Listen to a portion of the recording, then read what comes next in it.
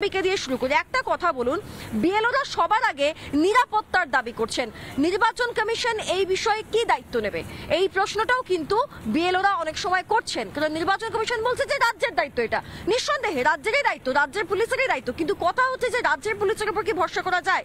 তাহলে বিএলওরা যাবেনটা কোথায়? এ বিষয়ে আপনার কি মনে হয়? দেখুন, প্রথম কথা হচ্ছে আজকে ভোটার লিস্ট সংশোধনের যারা বিরোধিতা করছে তারা ভালো করে জানে যে ভুয়ো ভোটার মুছে গেলে ভুয়ো রাজনীতিটা মুছে যাবে।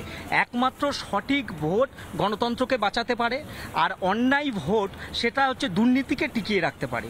তৃণমূল কংগ্রেস অন্যায় ভোট, দুর্নীতির ভোট, ফেক ভোট, জালি ভোটের ওপর দাঁড়িয়ে রয়েছে।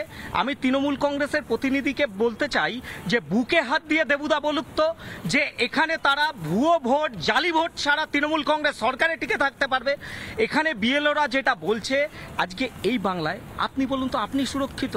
আপনি একজন প্রেসে আপনি কর্ম করে রাত্রিবেলা 10টাও বাড়ি ফিরতে পারেন, 12টায় বাড়ি ফিরতে পারেন, যেখানে একজন নারী মুখ্যমন্ত্রী বলছে কি আপনাদের 8টায় বাড়ি চলে যেতে, কিন্তু আপনার বাড়ি হাড়ি চাপাবে কি? হাড়ির তো আপনার মাকে, বোনকে, সন্তানকে দেখানোর জন্য এখানে 10টা 11টা অব্দি ডিউটি করে বাড়িতে যেতে হবে। আপনি 6টায় বসে থাকলে কে করবে? আজকে বিএলওরা এই রাজ্যের পুলিশ হচ্ছে তৃণমূল কংগ্রেসের ক্যাডারে পরিণত হয়েছে। এ রাজ্যের পুলিশ মন্ত্রী রাজ্যের কাউকে সুরক্ষা দিতে সম্পূর্ণ ব্যর্থ। খুব গুরুত্বপূর্ণ পয়েন্ট বললেন যে সত্যি সারাদিন কাজ করার পর যারা বিএলও হিসেবে কাজ করছেন তারা কখন বাড়ি যাবেন, এই প্রশ্ন কিন্তু বিএলওরা খোদ তুলছে। আমি একবারে সেই বক্তব্যটা শোনানোর চেষ্টা করব যেখানে বিএলওরা বলছেন যে নির্বাচন কমিশনের নির্দেশটা মানা হচ্ছে না। আচ্ছা, নির্বাচন কমিশন কি নির্দেশ দিয়েছে?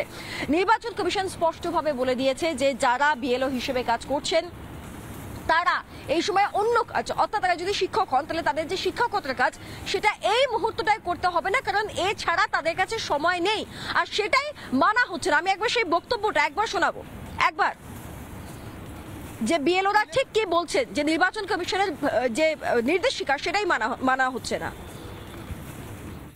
ইলেকশন কমিশন তো বলেছে, পরিষ্কার বলে দিয়েছে যারা বিএলও তাদেরকে অন্য কাজ আর করতে হবে না। ইলেকশন কমিশন বলেছে, কিন্তু এরা ইচ্ছাকৃতভাবে সেটা মানছে না। ঠিক আছে, আমাদের 1 বছর টাইম দিতে হবে, নাইলে আমার 1250 ভোটার আমি সব বাড়ি বাড়ি 3বার গিয়ে কাজ করতে পারবো না। এখানে যারা আমাদের ট্রেনিং দিতে আসছে এই আরো তারা মানছে না। ইলেকশন কমিশন পরিষ্কার এই ব্যাপারেতে যে ইলেকশনের সময় বিএলওরা 24 ঘন্টার জন্য নিযুক্ত, কাজেই তারা তাদের বাড়িতে থেকে সারাদিন ধরে কাজকর্ম করবেন। যদি এটাই হয় ইলেকশন কমিশনের তাহলে স্টেজের ওপর থেকে সেই কথাটা বলতে ওনাদের বাধা কোথায়? ওনাকে যখন আমরা প্রশ্ন করলাম যে স্যার আমরা কি ওই 4 নভেম্বর থেকে 4 ডিসেম্বর অন ডিউটি কাজ করব, উনি বললেন না, আপনার কর্মস্থল শেষ করে তবেই আপনি বিএলওর কাজ করবেন। এটা বললেন? এটা উনি বললো বলেই তো আজকে আমরা এই বিক্ষোভটা করছি। তাহলে তো নির্বাচন কমিশনের গাইডলাইন্সকে ভায়োলেট। আমরা জানি না। শুনলেন? নানা ধরনের কন্টেন্ট দেখার জন্য লাইক করুন, শেয়ার করুন আমাদের ফেসবুক পেজ, সাবস্ক্রাইব করুন আমাদের ইউটিউব চ্যানেল। পাশাপাশি অন্যান্য ব্রেকিং নিউজের জন্য অবশ্যই চোখ রাখুন রিপাবলিক বাংলায়।